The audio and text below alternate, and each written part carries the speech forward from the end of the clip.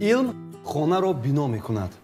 هنر آن را جای عیش و زندگی میسازد. حواس داشتیم که مکتب تمام کنیم و به شهر دوشنبه برویم. یکی از مشهورترین نمایشنامه‌های تلویزیونی است که تا حالا تاریخ تلویزیون پخش می‌گردد. در وقت ثبت مرا بسیار می‌خندوندند. من به معلوماتتون آخر ربات غیر مقرری پختچینی آفریدم. ربات یعنی ماشینا. در سرنوشت یک کم ترک از حیات شخصی خصلت و رفتار خودم در همونجا هست. نقش یک مرد سخاوتمند، دلسوز، غمخوار و مهربان رو اجرا کرده. خودم هم خیلی مخوام. هر وقتی میتوانید آماده خبر گیرید. التماس مانید همین کودک به اختیار خودش زندگی کند.